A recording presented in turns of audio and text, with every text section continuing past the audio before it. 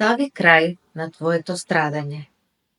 Како да не се помириш со помалку? Секогаш го добиваш она за што ти сметаш дека лично за тебе е нормално. Па се поставува прашањето: кои се твоите нормални стандарди? Што е она што е за тебе нормално?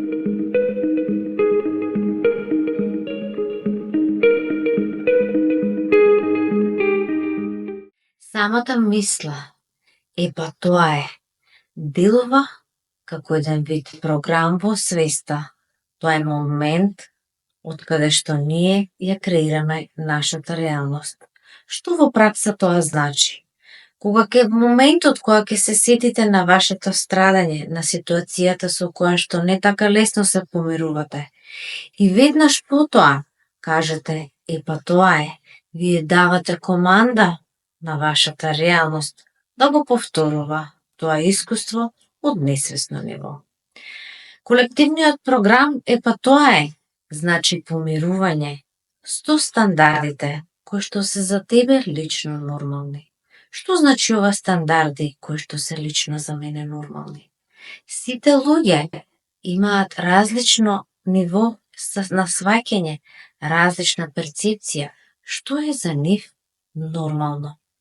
Па оттаму, ако видиш на некои луѓе дека им е подобар животот за разлика од некои други, свати дека тоа доаѓа од нивната свест, нивниот натрешен свет, преку мисли, однесувања, акции, учење на вештини, подобрување на себе си, менување на перцепција и мајндсет се рефлектира на луѓето всушност сами си го подобруваат и си го прават животот или си го влошуваат животот така како што од внатре е нивниот внатрешен свет. Овој момент може би е малку тежок за сваќање, бидејќи и јас пред години, кога имав дијагноза, кога бев болна, кога имав страдање, беше за мене несватливо дека и јас учествувам во креирање на мојата лична реалност, која што не беше баш така добра. Јас сум Валентина Квантум, автор, ментор, хипнотерапевт, практичар на повеќе методологии за надминување на состојби. Работата со потсвеста и несвесниот ум кај стотици мои клиенти ми овозможи пристап до тајните на човековиот ум и како е тој поврзан со креирање на нашиот живот, а и на крајот со универзумот.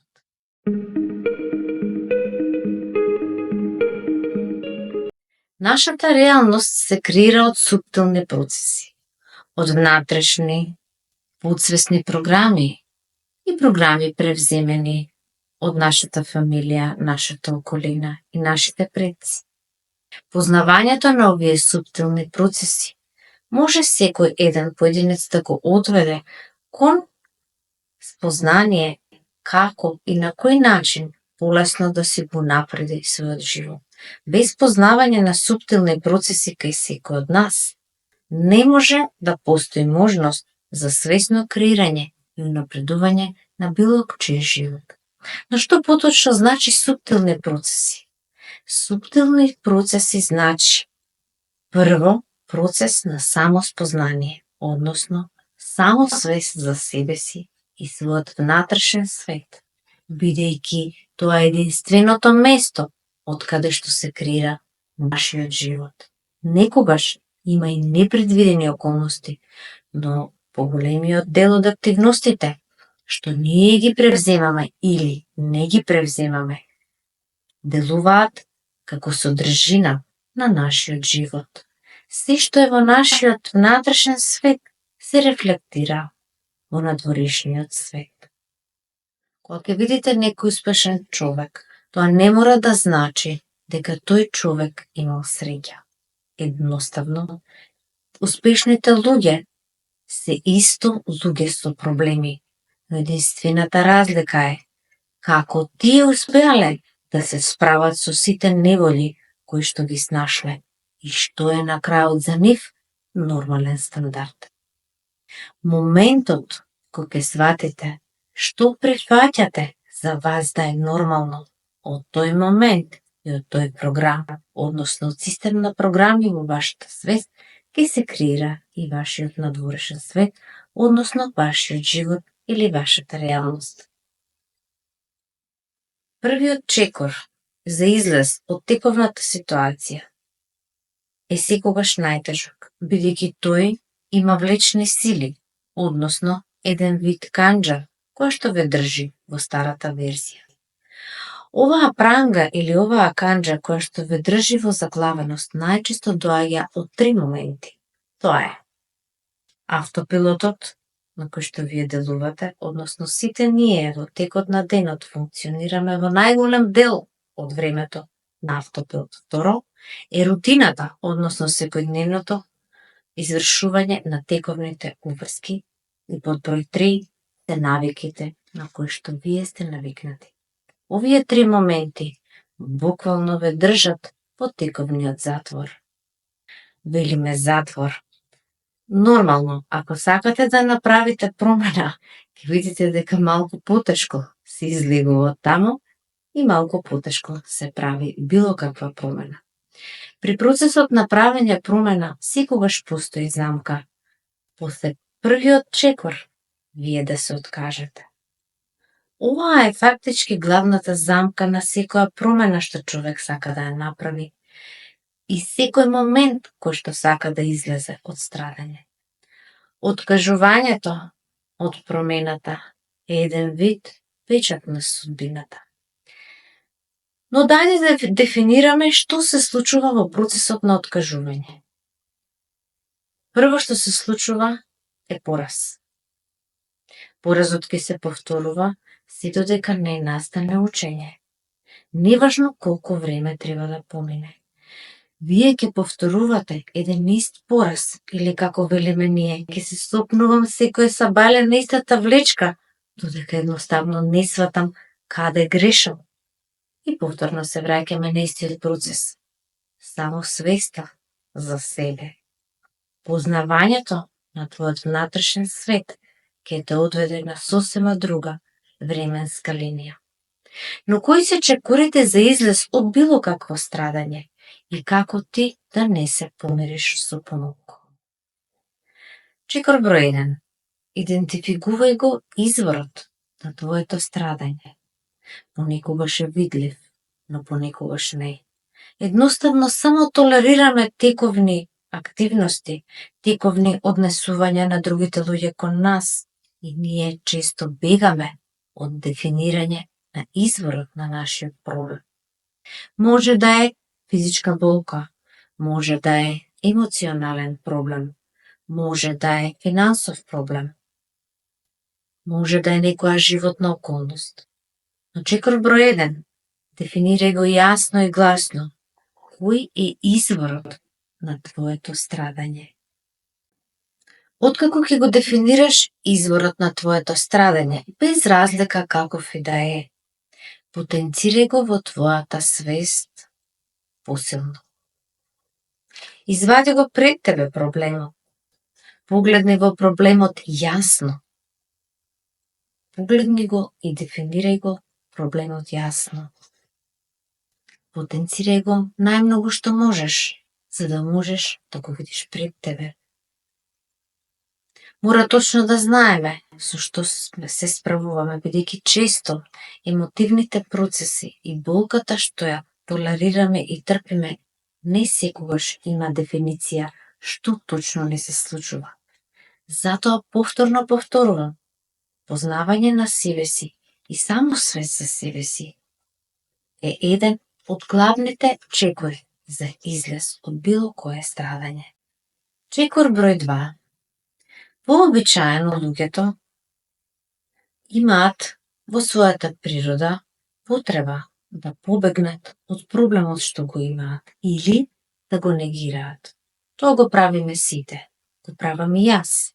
Како се велиме на себе си, не е тоа, не сигурно не е тоа. Се додека бегаме и го негираме проблемот, губиме време. Времето е нашиот најважен ресурс што воопшто постои.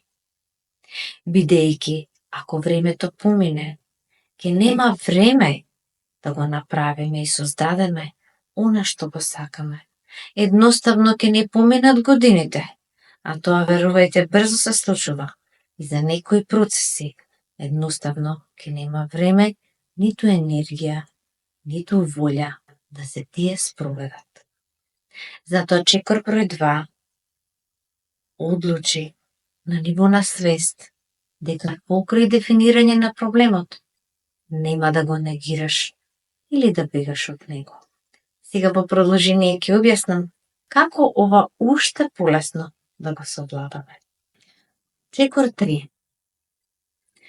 Откако го дефиниравме проблемот, од кој што сакаме да излеземе, откако решивме дека нема да го негираме, ниту да бегаме од него, под број 3, односно чекор број 3, е прифаќање на проблемот со цела болка со која што тој ни ја нанесува.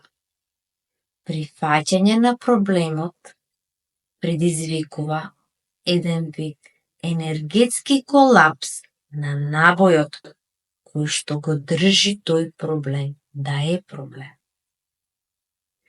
Прифаќање на проблемот произведува промена на неговиот енергетски импринт, односно од набој, рана, наплив на огромен број на емоции.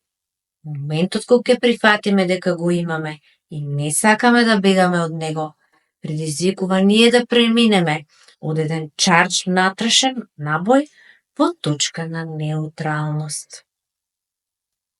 Моментот кога ќе предеме од голем наплив на емоции во момент на неутралност, ние се поставуваме веќе во позиција да размислуваме за излез, односно да си го креираме патот за победа. И следниот чекор, да, ова се многу ефективни техники, не мора да ми верувате, само пробајте да ги направите. Не се некои процеси едноставни, тоа го знам од лично искуство, а и од работа со многу клиенти, но можете во слободно време да се посветите на себе и ова да го пробате. И четвртиот чекор е така наречена рефрейминг техника, односно излез од проблемот и наблюдување на проблемот од страна, од неутрална точка и со сочувствителност кон себе и проблемот. Значи, повторувам уште еднаш. Четвртиот чекор е рефрейминг, значи промена на перцепција, на поглед кон проблемот, од неутрален аспект, со доза на љубопитност за излез од таму од каде што сме. Основниот предуслов за да излеземе од точка на страдање е напуштање на моментот на страдањето и емоциите кои што не држат таму. Моментот кога ќе преминеме во неутралност, добиваме многу голема корист, бидејќи самата неутралност произведува да дојдат нови решенија, да дојдат нови идеи со кои што ние поинаку ќе гледаме, поинаку ќе перципираме на тој проблем и подетално ќе видиме како тој може да се реши. Бонус чекор кој што ќе ви помогне: секогаш учете повеќе, читајте повеќе. Интернетот буквално во моментов, можем да кажам, на глобално ниво е преплавен со нови учења. Можете да дојдете до начини и без многу големи инвестиции да придобиете некои знаења. Може да дојдете без некој огромен инвестициски влог до некои знаења. Доколку имате финансиски средства, верувајте, не купувајте предмети кои што ќе завршат и онака во подрум. Купувајте книги, купувајте знаење. Тоа ќе ви помогне да може полесно да се избалансирате себе и да решите некои проблеми. И на крајот, седнете сами со себе во тивок амбиент и направете листа што е за вас нормално. Соочете се со себе Преиспитајте се себе. Зошто овие стандарди, кои што ти во моментот ги имаш, се за тебе нормални, а те држат во страдање? Поминете ги сите чекори кои што ги дадов, нели, во претходните минути и се надевам дека на најдобар можен начин ќе го искористите ова знаење.